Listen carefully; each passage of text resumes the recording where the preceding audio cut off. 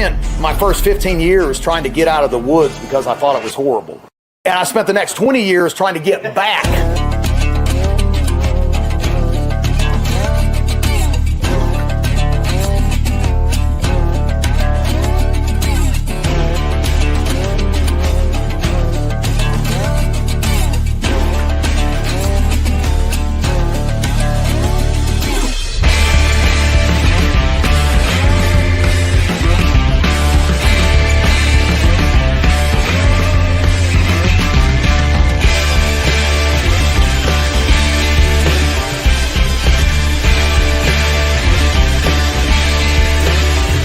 The truth of the matter is we need to be well-rounded individuals like our forefathers were. Hey, everybody. Welcome to another Mountain Readiness Monday Live. I'm your host, T. And, of course, we are coming at you from the hills of Appalachia right here in Wilkes County, North Carolina. Home of moonshine, NASCAR, all that other kind of stuff. It's been a busy day. I'll tell you that right now. Let me take this banner down just for a second. Of course, the Russ of Oz is not here. He's playing around up north somewhere doing things, not sure, but that's okay. He's got to have a break and a vacation too, but we have been busy. I will tell you, today's weather has been phenomenal. The best I've seen in months and months, to say the least. So I can see people up there in the live chat. We've got Patricia and Paul. Thanks for joining us. Deanna Rogers, it's good to see you again. Haven't seen you for a bit. Swordsman 007. Of course, my man, Mr. Patrick 7, as always in the house. Thanks, guys, for joining that. Everybody coming here live, if you would, just drop us a like, a good old like and share just for the algorithms. We appreciate it. We appreciate the hospitality, and you doing that kind of things helps us to keep doing the things that we be doing. So, but today, happy anniversary to my lovely bride, Amber. This is 14 years that she has put up with my ridiculousness. And any woman that can put up with me for that long, that is a phenomenal woman. So love you, dear, and I appreciate you. And we woke up to complete chaos and turmoil, as always. That's just how it goes. So goats had broke through their fence, turkeys running amok, wrangling hundreds of chickens. It was a usual day on the good old back 40 here at the Toombs homestead. But that's okay. We are live. The weather this morning, I will say, was that cool weather made my coffee taste 10 times better. It was great. But look, let's not run the yap all day long. I got to take care of some laundry first before I get my guest out here. This is going to be an awesome show. I'm really psyched. I'm pumped. I'm ready for this. It's going to be great having this conversation. But first, let's pull my media assets up. And first off, this episode brought to you by the Sovereign Health Summit. That's right, October the 27th through the 31st. We will have Barbara O'Neill herself in the flesh for 5 consecutive days. And of course, everybody on that venue is the best in the world. These are some of the best people in the world in the health, the alternative health space. And so we want to keep this affordable, which is exactly what we've done. These tickets are cheaper than anywhere else. Check them. Check Barbara O'Neill events. Check events with Dr. Tenpenny, Doc Lee Merritt, Jonathan Otto, Pat Militich, Doc Will Spencer, AJ Richards. The list goes on and on and on. And we're adding a few more, is what I heard from my good friend Billy, my partner over there. He said, we've got a couple more that we're going to be adding to this thing. It's going to be phenomenal. You can't put a price on your health, y'all. You can have all the stuff in the world, but if you ain't got your health, it's just stuff. So check us out. If you can't make it in person, remember, you can live stream this event. So anybody that don't want to make the trip from one coast to the other, man, get that thing, sit on your couch, hang out, and learn, because that's what it's about. Next on the venue is Mountain Readiness West, July 24th through the 26th, coming up right around the corner. Our good friend Joe Dolio, the host there at Camp Ponderosa, 80 acres veteran-owned lodge, 1 hour from Glacier National Park. It's going to be awesome. We're going to have a blast. I've got classes to add on the front side and the back side as well, paid intensive classes if you guys are interested. We've got Chris with Combat Studies Group is going to be doing a bunch of CQB stuff. There is Sims involved. So that's sweet. And then Joe will be doing a pistols class Monday right after that. And I know a big group of us is going to go up and head up to the Glacier National Park to check that thing out right after the event too. But we've got a great bunch of sponsors, a great bunch of instructors, vendors, live band. It's all there, guys. And of course, in the beautiful setting of Big Sky Country. So if you can make it, you should. And then right before the Sovereign Health Summit, we have Mountain Readiness Fallout, which is just like Mountain Readiness May, but much better cool weather and campfires and coffee tastes good and all that stuff. Same thing, classes, stacked on classes with a whole bunch of awesome people that are at the top of their game of teaching what they do. So I hope you guys will be able to join us for that there. It's going to be an awesome time. And here's something else just to sweeten the deal and sweeten the pot. If you buy tickets to the Sovereign Health Summit, you get into Fallout for free. Fallout is the Friday, Saturday, and Sunday right before Sovereign Health Summit. And then Monday, we flip-flop this. Tuesday through Saturday, we do the Sovereign Health Summit. So all you got to do is go to the Fallout event on mountainreadiness.com, scroll down to the bottom of the tickets where it says free ticket entry because of the Sovereign Health Summit. Click that and bring your Sovereign Health Summit ticket. You can take the whole week, bring the kids, have a blast, do all the things. We're talking about survival and we're talking about sovereignty. We're covering all the bases, y'all. And this one here is on us for being a part of the other event. So let's also see, I think I've run my mouth about everything. Tonight's guest, I'm going to bring him on here in a second. Guys, if you have a question tonight, please put it in all capital letters with a hashtag in front of it. Hashtag caps, like, when people freak out, you throw them caps and they're like, oh, they're mad at me. They're yelling, whatever. That's a thing. I remember that was a thing in texting world. Throw hashtag and put it all in caps if you got a question for tonight's guest. And you should, because this guy is doing the things. So without further ado, let's bring our guest on tonight, Mr. Mike Toberer of Mission Mules. Thanks for joining me tonight, brother. Yeah, thanks for having me. Absolutely.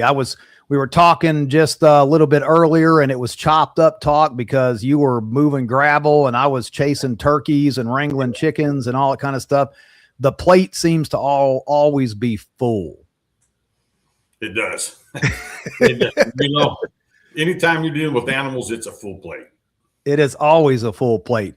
And constant attention, especially when you start getting into the heat and stuff like that. I know you were talking about with the animals, with the ground hornets and stuff like that. I mean, that's something that I didn't even think about.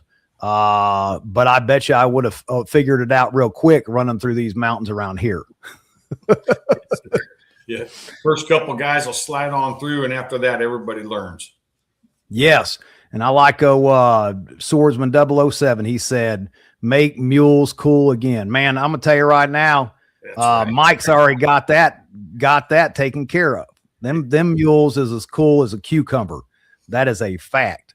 So, but yeah, you guys, if you got them questions, put them all in caps. But let me do this introduction here, Mike, because you have done some awesome things. You guys are still doing awesome things.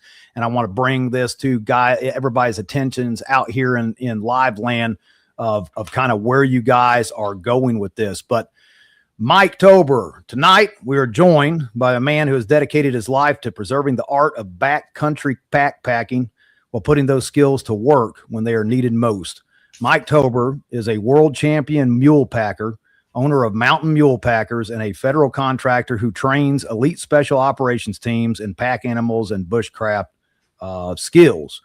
Many of you know Mike and his Mission Mules team from the Mountain Readiness, where they led our ruck march and demonstrate how pack animals can still play a critical role in preparedness and self-reliance.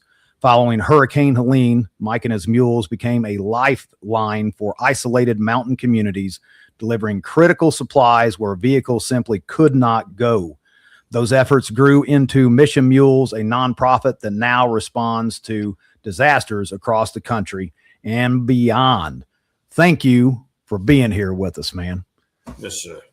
So I love to talk about where people have those humble beginnings, how it started. And it seems like people with your work ethic, I know this by growing up, my father being 90 years old this last year, that Depression era guy, that when you have a father like that, man, you step to it, and you step to it quick. And so tell us, Mike, what was life like starting off, and kind of how you worked your way to, where we are currently today? Yeah, like you, my dad was born in 1923, so what we knew was old school. And where we lived, we come from California. My family moved there in the 20s from Germany. They moved out actually to Nebraska, and then from Nebraska they moved to California. I grew up in the Sierra Nevada mountains, and they were awesome mountains. It was a great place to grow up. A lot of our neighbors ran cattle up in the high country, and I would go to work for some of the pack stations up there. There was 2 main pack stations, and we'd keep track of these ranches' cattle because by Columbus Day weekend, all the cattle would have to come out. So that's how I started learning the mountains where I come from in California. To give you an idea, our south boundary was Yosemite Park's north boundary. So that was the type of terrain we were in. It was very rocky, very beautiful, actually. Wow. It was an awesome set of mountains. We had several 9,000-foot passes, which aren't as big as Colorado and some of the others, but where we were, it was just awesome. And I grew up, my dad would take us kids out there, and we'd go for a week, 10 days at a time. And we didn't have the pack animals like I have now. We pretty much took what we needed on our horses and on our backs, and we made do with just that. And pretty good the first half of the trip. Second half of the trip, the bacon's getting a little slimy. A few things are starting to run out, but we made it happen, and just my love for the mountains there just took off. And that's pretty much how I got started with it. And then as I got older, my father passed away when I was 18. I went back and forth up to the mountains during pack season, and I'd work the summers up there. And then as I got older, got married, I started a little business to where I could keep packing through the summer. And that's pretty much how we started. And I did that for years. I'm 59 years old now, and I've been packing probably 40 years. And, Mike, how did that now did the mule packing, was that an actual job to begin with, or is that just something you guys did for fun? No, there's actual pack stations that did, like where in our area in California, we did a lot of fishing trips, a lot of fly fishing trips, and we did some deer trips. There's no elk where we were, but what I was mostly the groups I did, people would come in. Our customer base came from the Bay Area, San Francisco, that part of California. They came directly into the mountains from the coast. So that was our customer base. So I did a lot of fishing trips, and then I did a lot of the bigger family trips where families or groups would come in, and then we set up cook tents, and we did all that. And that's what I enjoyed the most. The fishing guys were pretty cool. The hunting guys, we didn't have good enough hunting really to really do well with that. But the fishing and the families were where it was at for me. Man, and so basically you've got people in the neighboring more bigger cities that want to get out of the city. Of course, I don't blame them at all. No. And so wanted that full experience of, in the countryside, fishing, camping, the whole kit and caboodle. And that's what you guys offered them then. We did, not just in the countryside, but we would go in California. You could go deep into the backcountry. You could go 8-10 hours all the way to the park boundary. Depends which direction you went. You kept going one way, you'd hit Nevada. It's a little different than being out here, but yeah, the whole thing was like where we were, there were a lot of high country lakes, and the water is what the people wanted to see. They wanted to be dropped off at these specific lakes, and they've been coming for generations. And so that's what we did. Okay. So that's how, and then of course your father passed away. I hate to hear that. That's, part of the tough part of life, man. Time never stops and it never slows down. Right. But so at that point you're like, okay, I'm going to keep doing this because it's something that you enjoyed.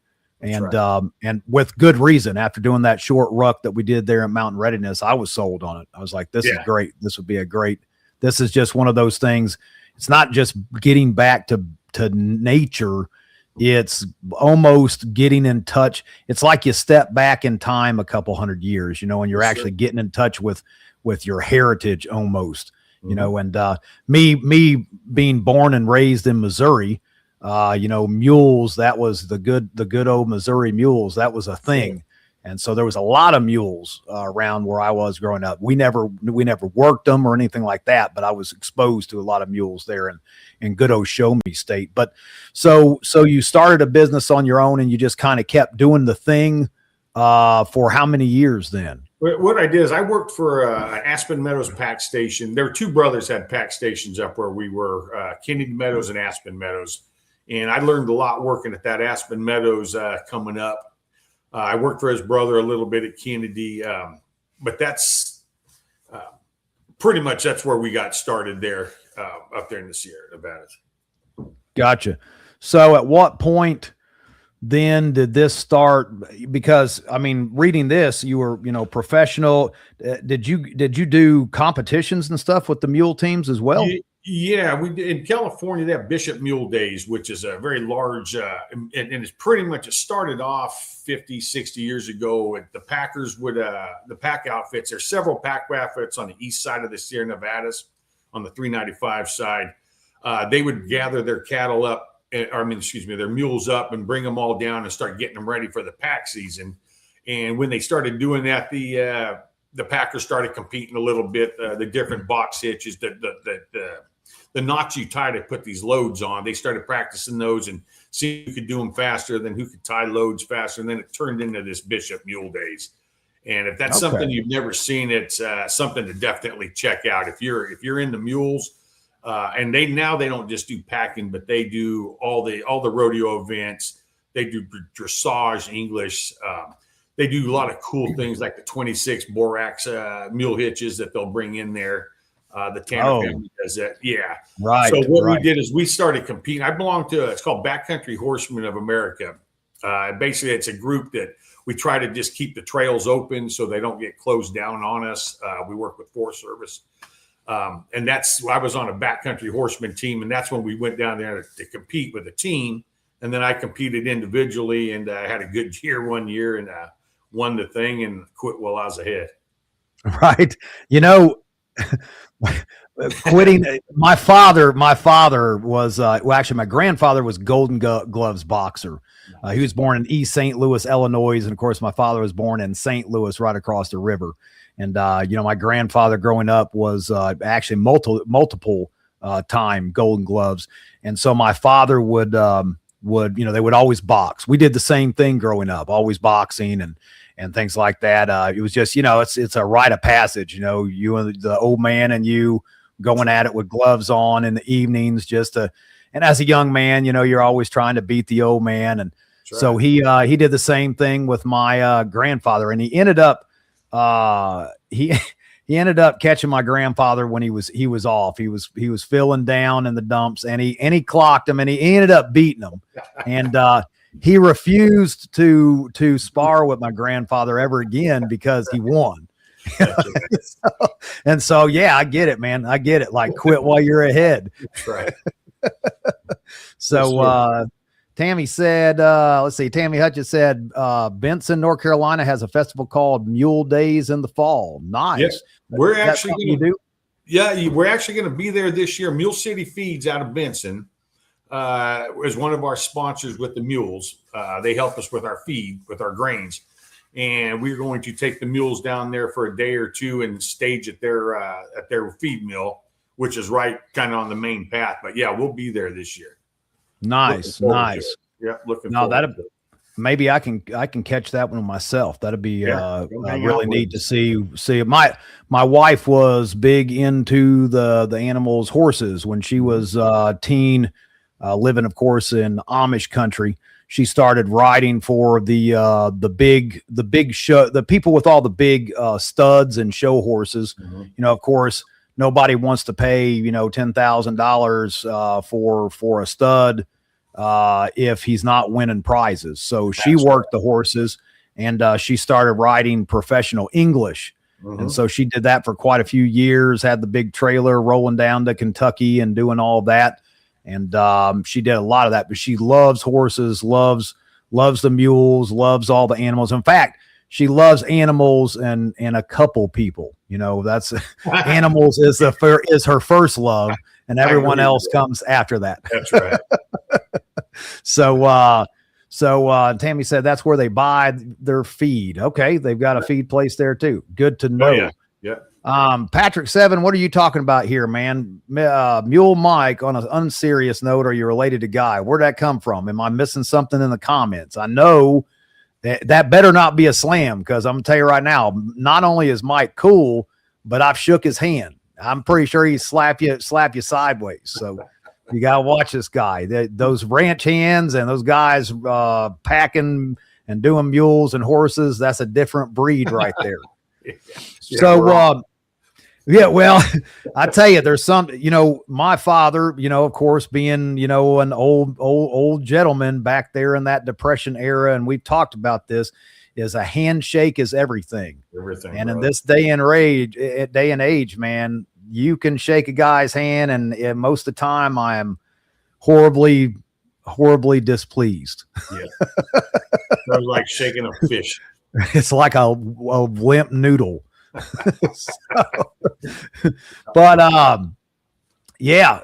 Patrick, I'm telling you, he's got the handshake. That's the solid handshake. But so Mike, so you're doing this, you're doing all these things, you're winning, you won that right there, professional packing, and so what was like the point that you guys changed direction and started migrating east with all that going around? I mean, what happened for you to want to change that up?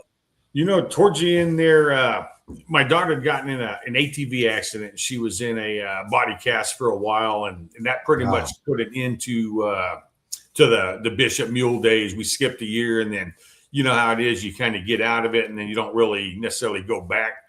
But right around 2010, 2011, my sister went to join the Army right out of high school, and then went to college to be a dental hygienist. But she met a guy here in North Carolina. They got married, and they started a company called Paraclete. They made body armor. And that was how I got out here. They, in 2012, they sold their company, and then they built the skydiving tunnel there just outside of Fayetteville by Fort Bragg. And they moved us. They pretty much helped us get moved out here, because we wanted to train the military. Because where we come from, up in the Sierra Nevadas, the Marine Corps in Bridgeport has the high altitude training center that they run for 2 months. They run a pack animal operation course up there. And we've seen these guys at a backcountry horseman rendezvous, and they were demonstrating what they were teaching. And hell, man, that's stuff we taught our 4-H group. So I was telling my wife, you know, I want to do that. I want to train these guys. They're some of the baddest guys I know, you know. Yeah. So we tried to make it happen here, but at the time there just wasn't the money to be sending people to California to train. And my sister made a suggestion is, why don't you just bring your schoolhouse to our schoolhouse here at Fort Bragg, and then you're within, 30 minutes. So we decided to go ahead and move the whole family east in 2012. And we got to North Carolina in July 2012. And we trying to figure out, why the hell did we move here? It rained for 26 days straight, man. And we come out of California, man, and it rained like maybe half a dozen times a year. We were happy. Yeah. But, so, all our saddles started to mold and all this new stuff started happening. But we figured it out. And so that's how we got over here. And then we worked we lived in Rayford, North Carolina, just outside of Bragg, for 3 years, from 2012 to 2015. And we were doing pretty good. Things were clipping along. Then Obama sequestered the military, and that pretty much shut us down for, almost 2 years. We were doing little jobs here and there, but basically we were just trying to stay alive. And then things picked up when Trump came in. They picked up, and they really picked up.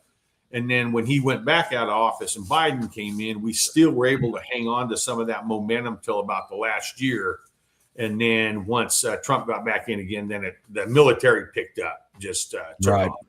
And of course, right now, a lot of the guys we train, they're working right now. They got stuff going on, but we're building a pretty good schedule for the fall and for the spring. So things it goes up and down. It's it took us 12 years to figure out how this works with working with the government.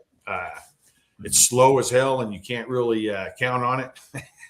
But when it's there, it's big, and it's worth all the trouble. And we love what we do. I mean, training the military is like, for me as a packer, I've done a lot of different things packing, packed a lot of different things. Working with special forces has probably been the highest honor for me in my own mind that I could get as a packer until Helene rolled around, and then that changed that, of course. Right. And I definitely want to talk about that here as we move along. But no, I understand that completely. I did not serve. My wife did, of course, for 13 years. And I know Obama, that was actually why she had planned on doing her 20 and retiring. But then in 2013, the whole Obama thing, she couldn't even get, at that time she deployed for 8 years active duty and then come home, and was on reserve at that time. I remember her reserve unit and the other one across town. They didn't even have the money for ammunition to do their qualifying. Like they had no ammo. They had no ammo at the reserve unit. And I was like, maybe it's time just to call it a day. And there was all the craziness going on at that time in the military. And so hard to kick ass with no ammo. You got it. Yeah. That's all you're going to do is kick. You're not going to do anything else. So she went ahead and hung it up, and then that was where the LEO and all that stuff started. But it's amazing what goes on up at the top, how easily it affects those things, and so how quickly. We were running 70 guys a week through a company called Reservoir International. Wow, 70 a week. Per week. And it was a round robin type of setup, and it was going good. And we left there on a Friday. Everybody's smiling. We showed up on a Monday. And as soon as we pulled onto the compound there, we could tell something was off. And then once we got in and talked to some people, then we realized how off it was. And like I said, we didn't work almost close to 2 years. We didn't work after that. Wow. Yeah. I tell you, it's so often that you get the guys who come in and they're like, man, must be nice. I know you've heard that. Man, Mike, must be nice. You can't hide money. Working on this house of mine, and you've been out here, you've seen this place, everything's a labor of love and a work in progress. And I've got pictures of back here in the back where when I tore out this house, the whole floor caved in and, it rotted all to pieces, parameter tile bad, actually just wasn't installed, and rotted the floor completely out, and pictures of me down there contemplating my life, because it was that bad. That, those moments where you just, you kneel down and you contemplate life. And I know you've seen some of those. I love hearing these people when they're all about the, must be nice. And I'm like, you haven't seen them hard times. And that's what struck the chord there when you said, 2 years down, when you had everything rolling and it was going great. And then all of a sudden, bam, just that quick, it's gone. You want to see what you're made of. You take your family. My kids all rodeoed. I had 3 of them that were actively rodeoing. Pull them out of their world, move them across the country to where people don't rodeo quite the same, especially where we were. It's a little different in our new place. And then lose all your contract, lose all your work. And you will find yourself picking up dead chickens at night, working for chicken farm, building goat dairies, whatever it took to get. So you didn't sell we pretty much sold everything but the kids' horses. And we were lucky enough to hang on to that. And, we are big time believers. And that right there pretty much set it in stone for me that if he's going to help us make it through this. And like I said, we didn't have to sell the kids' horses. That would have been devastating. And we just kept pounding along, and the job started trickling back, and here we are. Yep. You know, and I think that's what it is persistence and diligence. You know, there's two type of people. There's those who sit back and cry, why God? And there's those who say, well, God, this is it. This is where I put the nose to the grindstone. And so actually I did both of those things in that order. Yeah. Why, God? Why do you do this to me? You know, Right. Yeah, isn't it crazy though? I've said this to I had a friend of mine, and every time it is, there's a lot of things that are just self-inflicted of my life. I'm not going to lie. You know, I've done a lot of stupid stuff.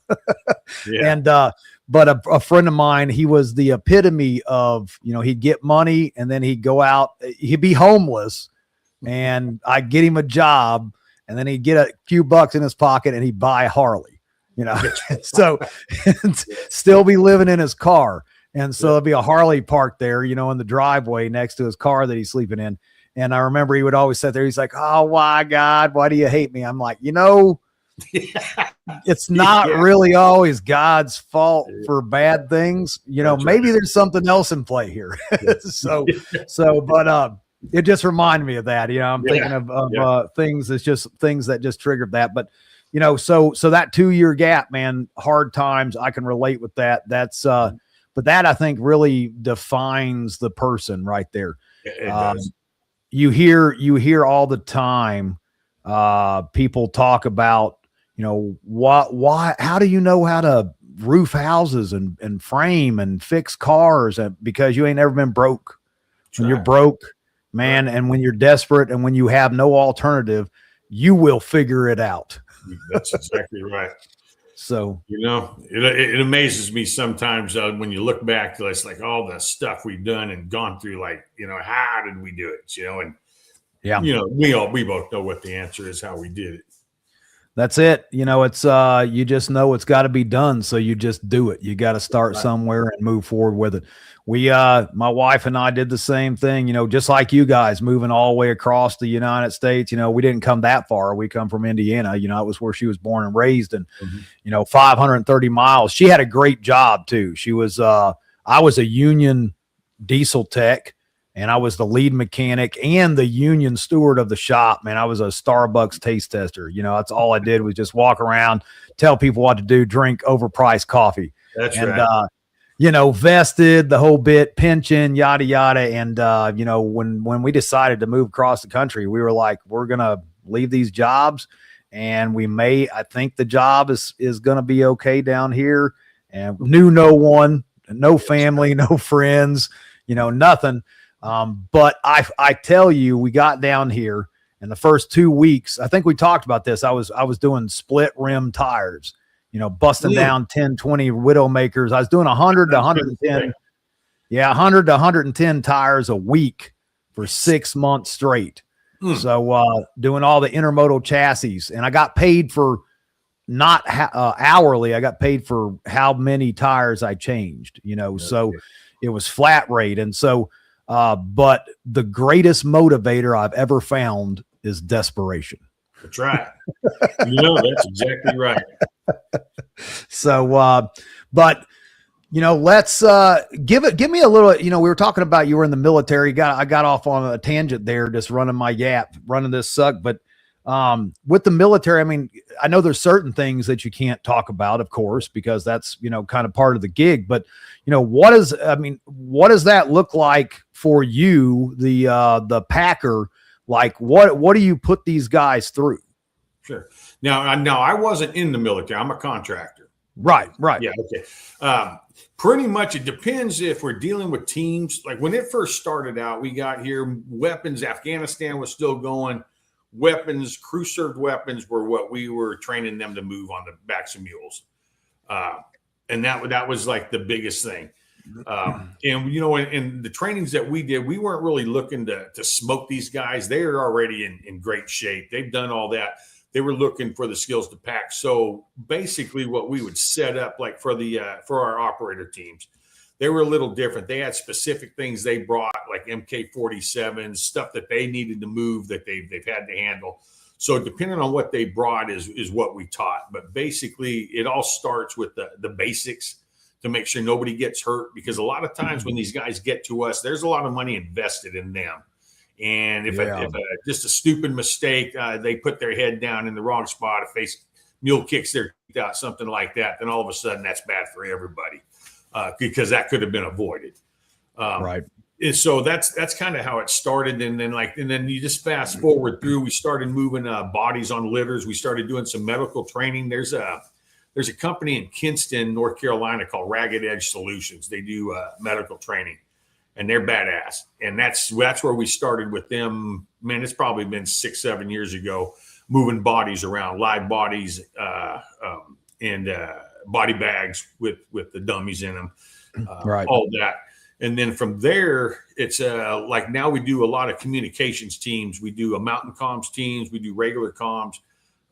And those guys, and then also Space Force works together with them, because the way the teams are now, if they send us like 12, 15 guys, you'll have 2-3 guys from maybe the Navy. You'll have some Army guys. You'll have some Air Force guys.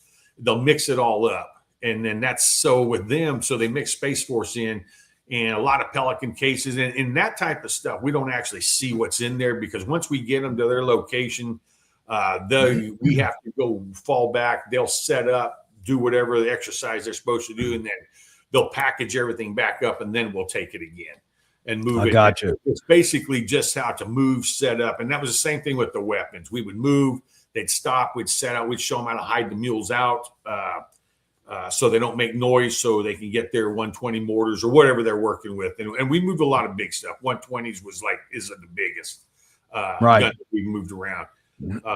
And pretty much that's what we put them through, is that it's a safety thing. And then once they get rolling, and we issue them an animal in the very beginning, and that's their animal.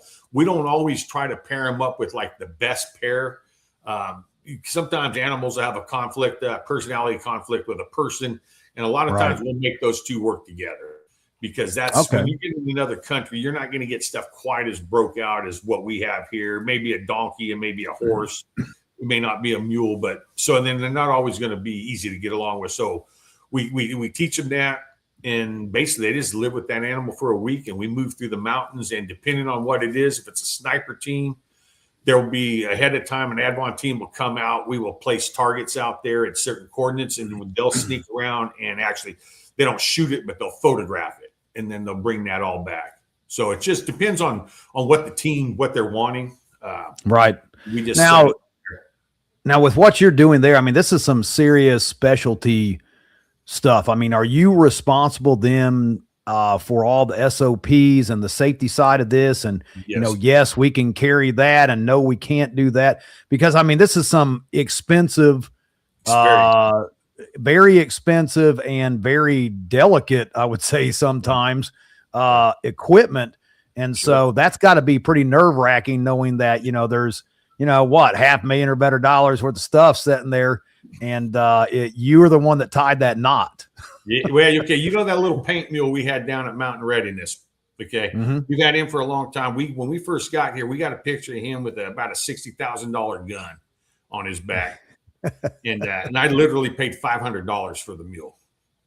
That's kind of like what it's kind of like what you see, back in the day. I remember the car with the rims and the stereo, the rims was worth, 10 times more than that's pretty much that. And see, pretty much what it was. That is what it is.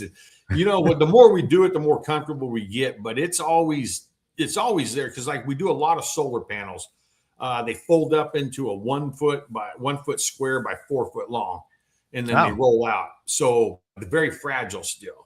So that type of stuff there, because when we do these classes, we can't guarantee nothing's going to get damaged, and you can't really ensure that type of stuff. So they know coming in, and a lot of times with the weapons they bring, those weapons have dealt death, man. They use them, they lock them out, they bring them to train. Okay, so they're out there with the mortars firing and the guns. Well, not firing. No, they don't fire. In ours, we'll work on like Forest Service land. Now, Okay. we have done them where they've done that, but they'd be on base and then they'd roll off onto a private piece of property again, right off a brag there. But yeah, a lot of that times we don't fire. We do trainings where there's simulators that will blast and that sort of thing, but we don't actually do any live fire off with the mules there. But the mules are exposed to loud explosions and all that. And so, I mean, how hairy does that get? I mean, how do you even train these mules to be okay with that? You put a lot of miles, a lot of time with them, and then fireworks at certain points have a certain pitch. Like firecrackers got a higher pitch than say something else. So you start with that. You start with shooting. Like we all carry like little 22 pistols that we can shoot and kind of get that going. But you can't really, like those Claymore simulators, when those things go off, you can't really, we don't have anything like that to prepare. So the first couple of times it got a little ranchy out there, but we knew it was coming within the hour. So we tried to be ready. But now, like the older string that we have now, like if you watch some of our videos, you got the helicopters, they're fast roping just maybe 50 yards from us, 75 yards from us, coming in and out, dropping maybe 50 guys, 60 guys over and over and over. And that's the first time, they're a little skittish, but it's just like us. The more you get used to it, you get used to it. And right. It's nothing. Yeah. Awesome. I know Christy was asking here. She said, mule, was there some entertainment with pairing up mules with handlers that they don't like? I'm sure there is. I'm sure you've had some interesting. Yeah. See, we had that happen. We were working with Oak Grove. And we had a special tactics squadron from the Air Force, man. We had 3 mules blew up all at the same time. And it bucked all their stuff off, their generators, everything they had there. And they came up to me and they looked at me and their mules are gone. And I said, and they're saying, is that supposed to happen? I said, not generally, but it's hard to get them to all start bucking at the same time like that. But you guys lucked out. So now go collect your mules. Go collect your mules and pick up your stuff. Yeah. Get back here. Let me know when you're ready. Yeah, that's good stuff right there. I love it. We've been working our way through here, and good beginnings, and kind of how you guys traversed into the present. But so Hurricane Helene, I know we talked and you said that you like to get ahead of the game when it comes to, disasters and be, boots on the ground, hooves on the ground before it ever even hits. Yeah. What did that look like with Hurricane Helene? With Helene, well, we'd had a training schedule down in South Carolina with some MARSOC that we did a couple times a year. The roads flooded out. It got canceled out. We literally had our mules ready. We had supplies for a week. We had a team of guys. We had the mules. We lost power. We were down by Mooresville, North Carolina. We lost power. That's about 80, 90 miles from the mountains if you go up 40. Yeah. And we lost power for 16, 18 hours. And when it came on, they were showing all the inaccessible areas. And as soon as we saw that, it's like, hell, that's what we do. We could replace the weapons with food and water, and we can help out for a couple of days until they don't need it anymore. And it's an interesting story that the guy that I called to help me, I knew this guy, this Bob Howitz. I knew him from Oakdale, California, when we lived there. We competed together, and wow. Small world, right? It is a small world, and we packed up there in the Sierra Nevada as well. In 2012, we came out here. He moved up to Washington and then to Oregon, and kind of moved around. Didn't really like it up in those states. And I was down at an Italian restaurant in Statesville one night, about 3 weeks before this happened, and I see this guy, and I was like, "Yeah, man, I know him." So I went, and he didn't remember me. He didn't see, because I grew my beard out a little bit, and finally we realized, we know each other. What are you doing? All that, we ought to go packing sometime. Okay, that was cool. And then when the storm hit, I called him up. I was like, man, what do you think? And he's like, let's do it, man. Let's leave. So that's how we got up there. And I had this guy because I have a hard time finding packers out here like I did out west. Out west, right, there's more pack stations. Out here, there are no pack stations. Right. So there's guys that do it, but they're just harder to come by. So he was available. We left, and we posted. My little website had maybe 100, 150 followers on it. And my wife posted on our Facebook page that we were going to be headed up there. We thought we were maybe going to go to Weaverville. We weren't sure, but we were headed that way in the morning. And people started contacting us and for two different reasons. One's like, hey, we want to send stuff up, supplies with you. But the majority of what we got in were people that still had cell service that were saying, hey, we're trapped up here, or my family's over here, or I haven't heard from my mom. Just all these messages. And when we ended up going to Montreat the first night. We got there a little bit before dark. This Cajun Navy group says, hey, we need some insulin delivered up there. We have the insulin, we have the ice. We need you to take it into the subdivision because the roads were paved, but the center of the roads had caved in because that's where they ran their main drains of sewer. And so all the roads were collapsed. So all that was workable was on the sides, either left or right, and it was like a trail. And asked if we could so they give us the addresses. We were able to find those places, drop the insulin, drop the ice off to the people who had insulin, and work our way back down. It was raining that night, and I'll never forget the sound of the pavement underneath. You could tell it was hollow, and those mules weren't sure. Oh man! And we've been through a lot.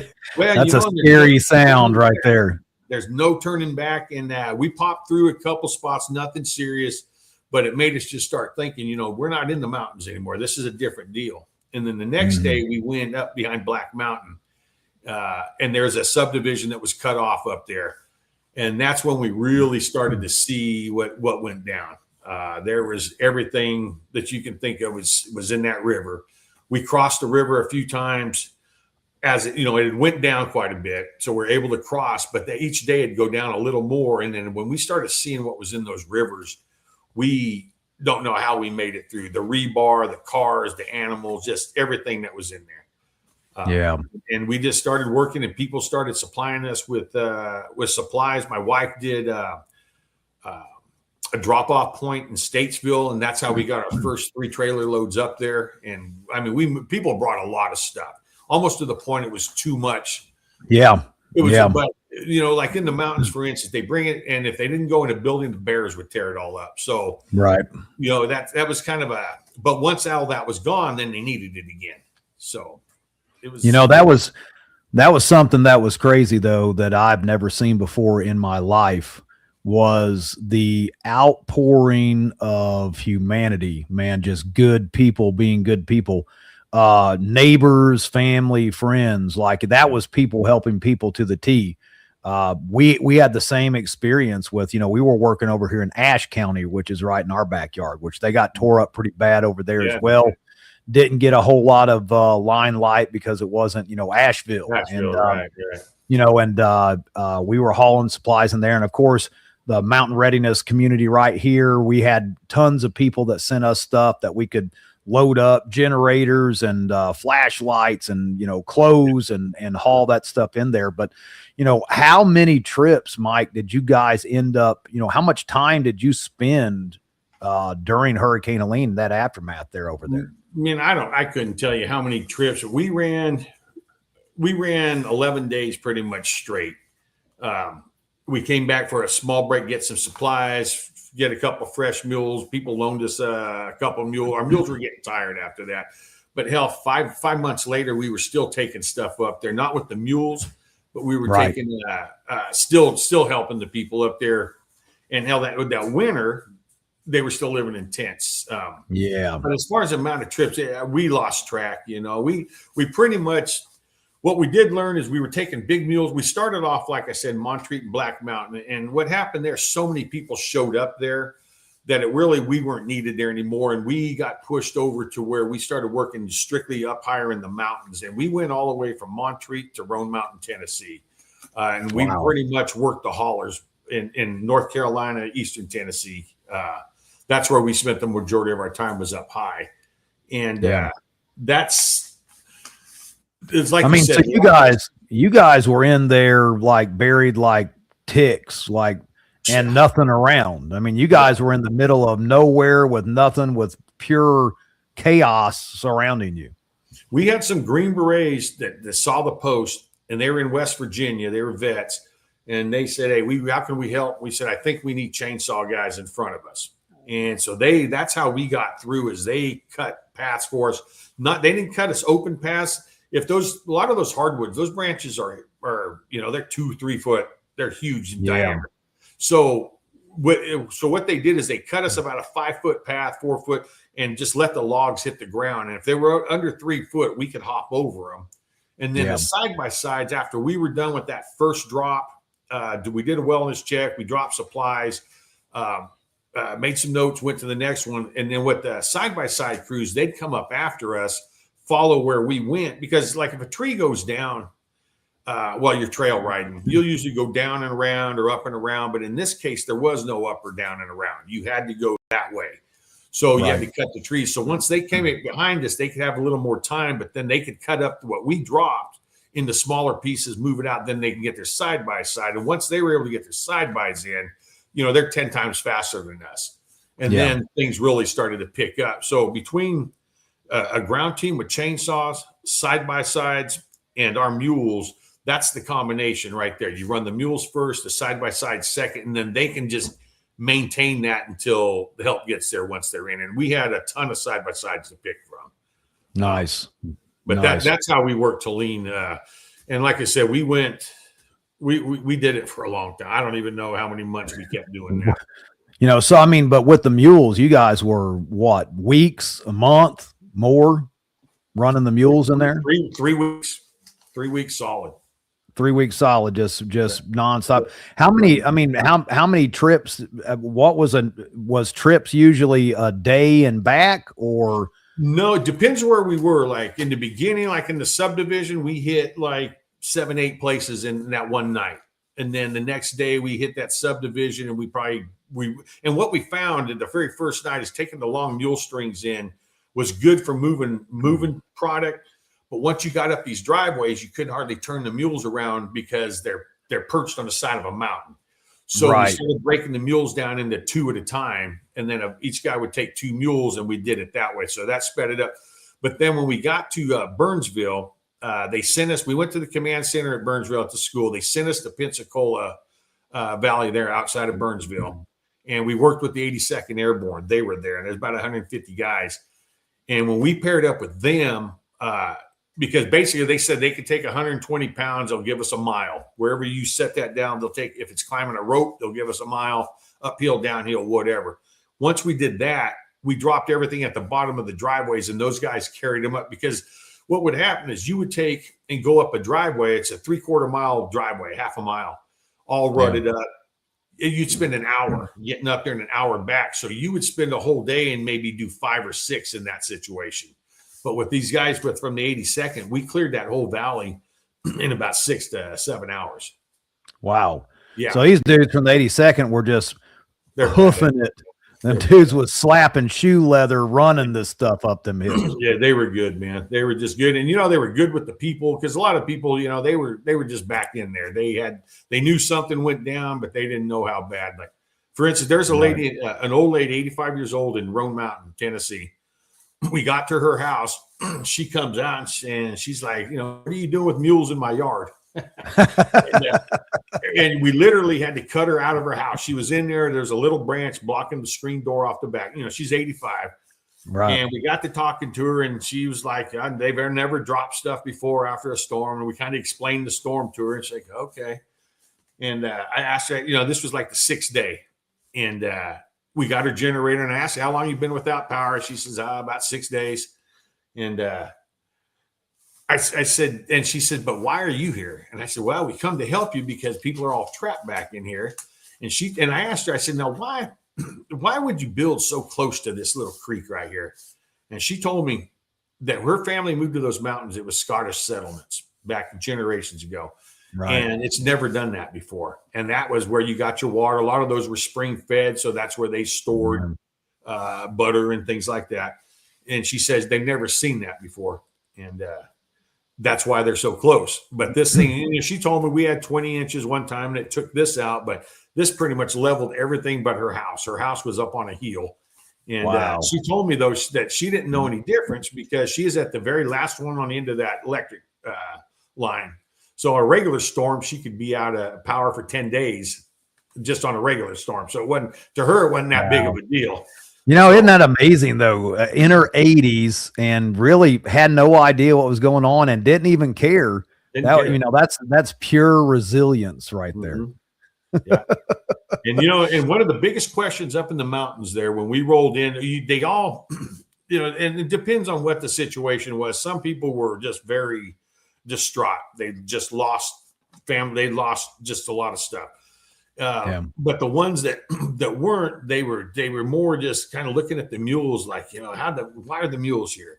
And we realized once we got back and started getting some comments and talking to people, we realized those mules were doing more than just carrying supplies. They were carrying some hope.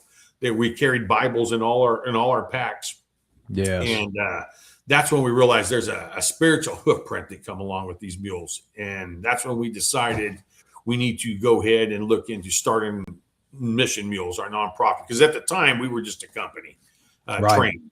And the way things just transpired, we needed to start Mission Mules. And we've been going ever since. And now we're trying to go back to when you were saying getting there early. The Helene, we got there shortly after.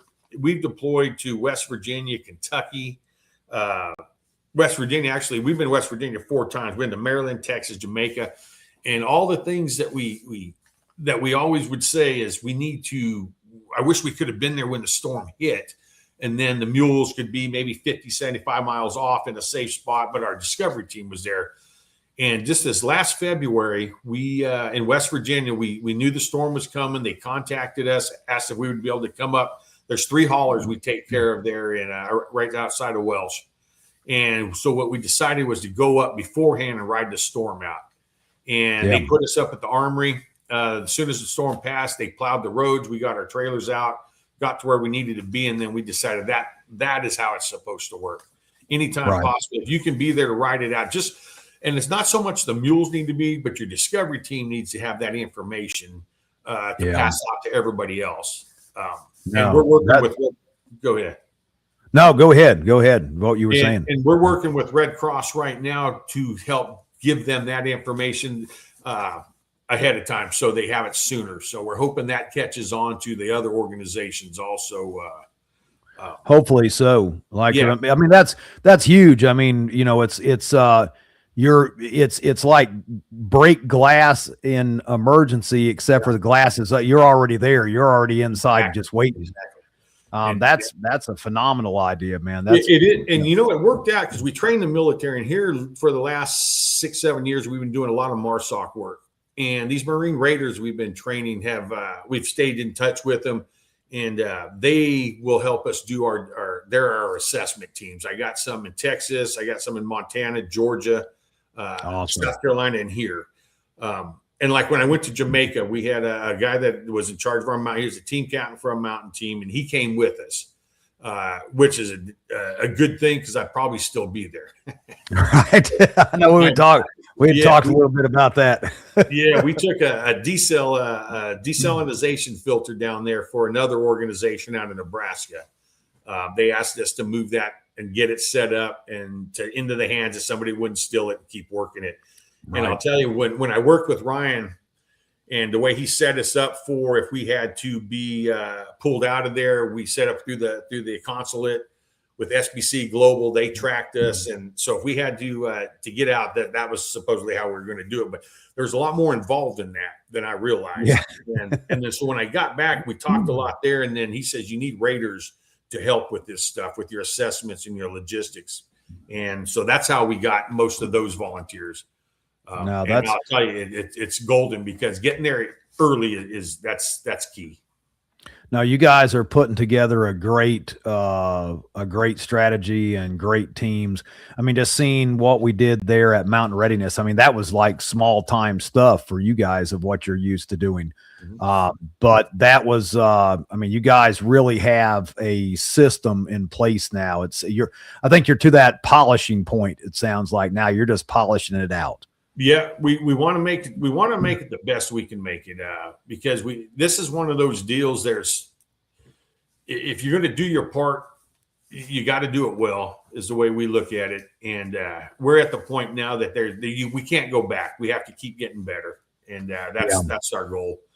And we just need good volunteers. And we met at your Mountain Readiness. We met that group of people that were there was probably the most in tune with what we're doing out of all the groups we've dealt with since Helene. These people, a lot of prior military, a lot of law enforcement, a lot of emergency services, but the mindset is the right mindset to be thinking ahead and to be prepared and how to help when it comes.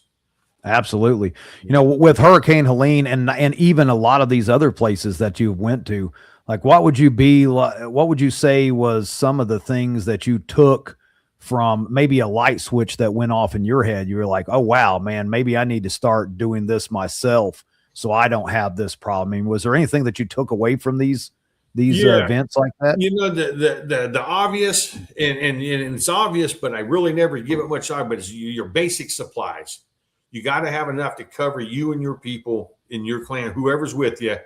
That's the first thing. But communication was probably the biggest thing.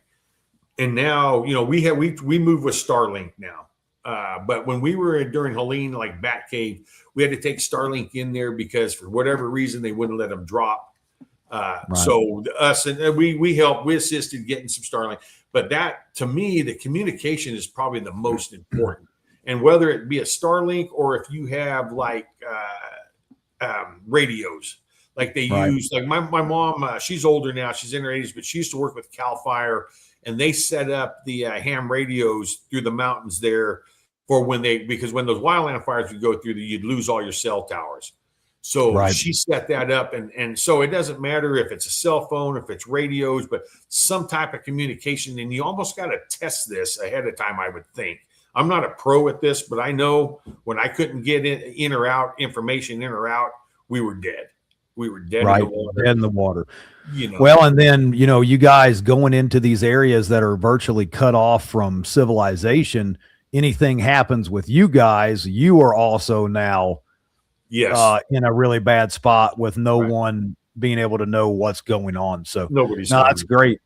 Yep. That's great. You know, what we always say here with Mountain Readiness and all this community right here, man, if you stay ready, you ain't got to get ready. So that's right. that is a fact, man. We've blown through this hour, Mike. It's been an awesome conversation. We'll have to do another one in the future. But I know we've got this up on the board here, guys, the Mission Mules right here with the QR code. If you have not scanned it, do so. Subscribe. You guys got an email list, emails that you send out, things like that? Yep. You go to our website, it has all that information on there. Check us out. Go through it and look, and you can kind of, something like in the back, we have a gallery. A lot of people have written letters and poems and things that we've come in contact with. Just go to the website. It has all that information, and we're always looking for good quality volunteers to help us out. Hey, and we've got a great community right here. So look, guys, scan that, subscribe, do something. You know, when this hurricane come through, I saw an outpouring of love, people just showing up from everywhere. There was usually more people than they could even use that would show up at these things. And let's keep that rhythm and keeping that going, because there's still people that need help, and there's still going to be more people that need help. There's still going to be more natural disasters and need for people like you, Mike, in the mule teams to make it right. So, but you got to have bodies to do that work, and you got to have bodies that have been trained up prior to. Exactly. And that's, because like we'd like right now with the summer, we're in hurricane season, we're standing by, we're ready to go, but we'll keep training, and we would like to expand like on our communications guys. We would like to try to move that through the summer. And then as the weather changes and starts cooling off, we'll move into the mountains, and then we'll do some full-blown exercises from start to finish. So anybody out there is interested in that, contact us and let us know what you can do, and we'll try to plug you in the best it fits. Awesome.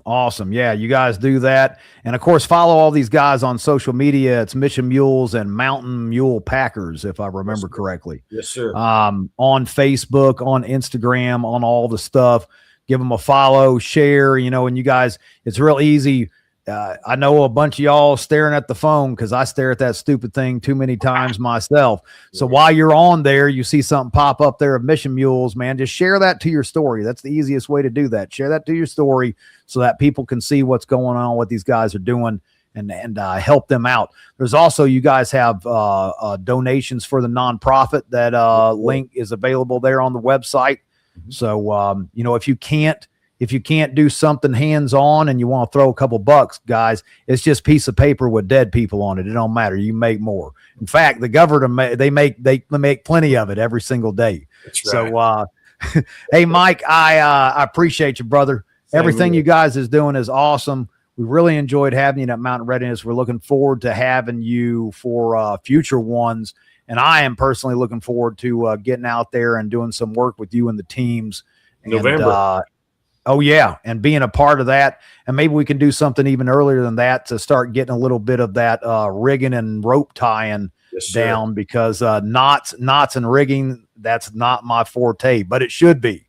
Yeah, well, we specialize in training guys like you. Well, you guys have great patience.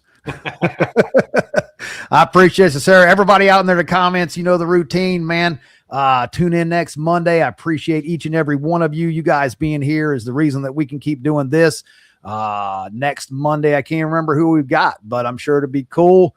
Y'all stay safe, stay ready. We'll see you next time.